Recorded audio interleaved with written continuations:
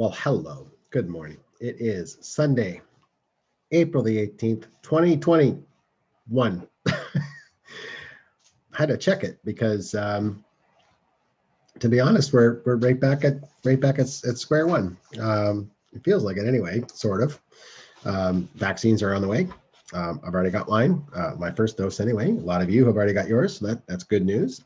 But we're back to another lockdown, and kids are home from school this week. And Isaac was hoping to go back to in-person learning, but not now. I'm not sure about Naomi.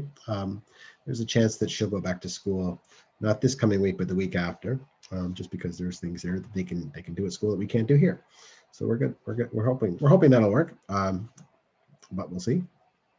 It's a bit confusing with the with this new lockdown. What's open, what's not, what we're recommended not to do, and what we're quote unquote allowed to do.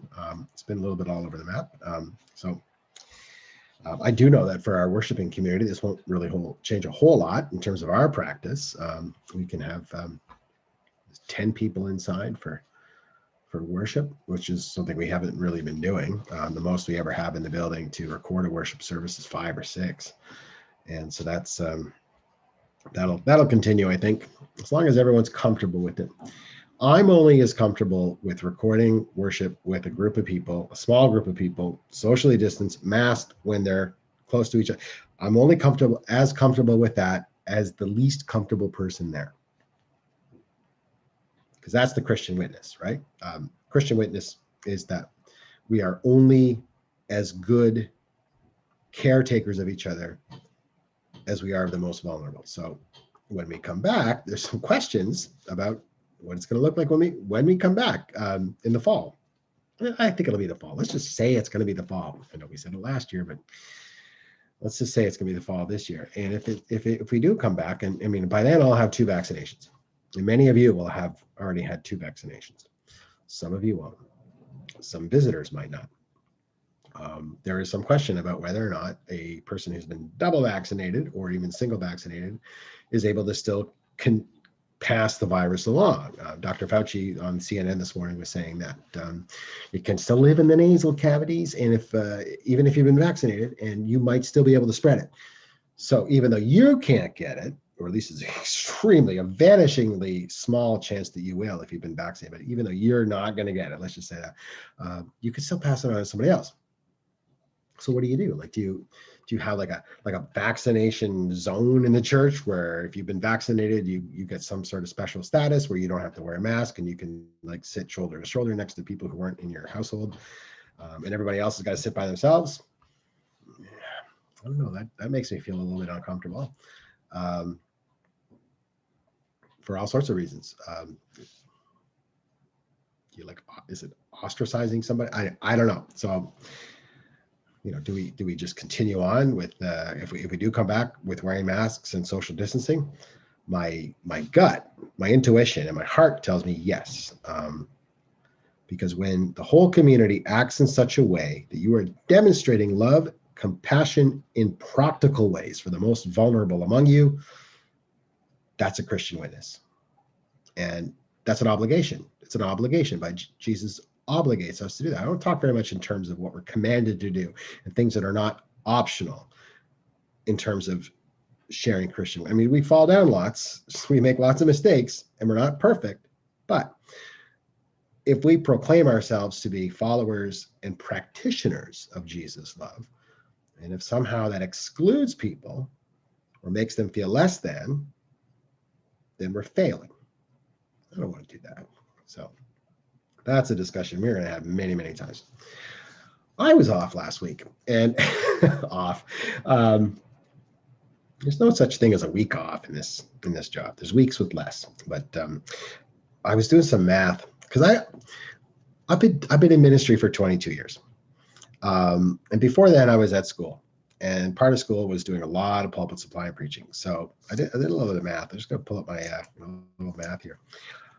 Let's just say, for the sake of argument, in the 22 years, multiply that by 52, that means in the 22 years I've been ordained, there have been 1,144 Sundays. 1,144 144 Sundays. I don't always take study leave.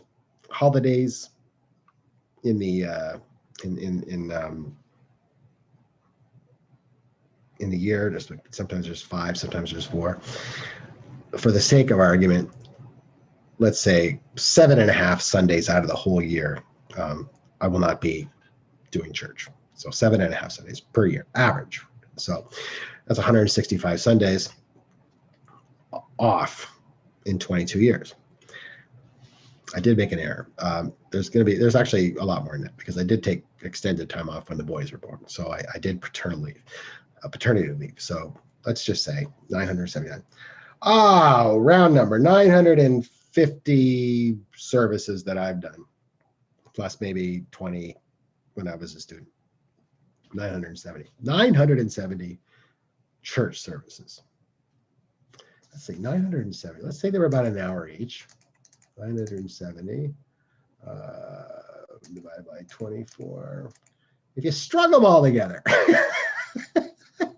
this is funny. If you strung them all together, and I started like, if you took like a one service that I started way back when, and if I just like continually did a service and never stopped, would take 40 days, 40 full days. That's an auspicious number.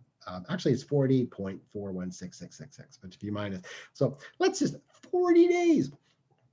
All of that to say is that I simply do not have the hang of Sundays off. I don't understand. I don't have it because it always feels weird. I mean, this last year's felt weird, but it even when I'm not like doing this or watching the service with you, or responding to emails after the service, or doing the Zoom coffee hour, to say nothing of the 895 services I've done in person with Rothwell and various congregations. It just feels strange. It feels odd. It feels like there's something missing, and my whole week gets thrown off because it doesn't feel like a Sunday. So anyway, it feels like a Sunday. It feels like a Sunday in COVID. And I'm back, and you're back, hopefully. Let's see, we got some people watching this. I think people watch it later on in the week. I don't know why they watch it, because it's not, it's just me rambling. So anyway, all I have to say, welcome back. Some good news. I'm going to share this. I know there's not very many of us who watch this, but I want to share this. Let me see here. Can you see that? I think you can see that. There you go. Look at that. Beautiful, beautiful, beautiful child of God. This is Christine and Cambos are delighted to announce the arrival of Gaia. We don't know if it's Gia or Gaia, but we think it's Gaia. Their first grandchild on March 25th in Ottawa. Parents are Daniel and Celia, Daniel Guerra and Celia Bose. Gia is an Italian girl's name meaning God's gracious gift. And indeed she is. And she is graced with wonderful grandparents too. She is so lucky. Gia, it's funny. It's just a coincidence. There's lots of funny little coincidences that have happened in the last, well, they always do. But we're singing a song today, Cam and Christine, if you're watching this, called Beautiful Gaia. Oh, beautiful Gaia. Oh, beautiful Gia. We can maybe sing both. The other coincidence this week is we have a special guest in the service today, Reverend Dr. Jessica Hetherington. And Jessica is an environmental, she's an eco-theologian. And we were looking at scripture passages for this week. I was tasked with providing the reflection time for the regional service as well as, of course, ours. So you'll hear me talk about Molly a little bit at the beginning. But anyway, we were trying to find a scripture passage for it. I didn't want to be super obvious and go with the Genesis. So I looked all around the Bible and I came up with one, and I said to Jessica, this is the one I thought about. And she said, why don't you look at Psalm 104? So we did. Psalm 104. I think we've all seen Gia. Psalm 104, coincidentally, was the psalm that they used yesterday for Prince Philip's funeral. It's not even an electionary this week, which I thought was kind of cool. Good rambling. Thank you. Thank you, Alan. It's good rambling. Yeah, so it was Psalm 104, which is the one that we used in the thing. And so, because Prince Philip was an ecologist. He was somebody who was very concerned and passionate about the environment. And so Psalm 104 fit. So they sang it. And also coincidentally, I thought a spoken word version of it was, I don't know, I found a musical arrangement of Psalm 104 that I quite liked. And I think you'll like it too. And that's going to be in the service today. So it's 10:29, and we are going to go over to our regular service. You will see it. It's green because it's Earth Sunday. You'll see a little picture of the world and a heart, and today's date on it over on our YouTube channel.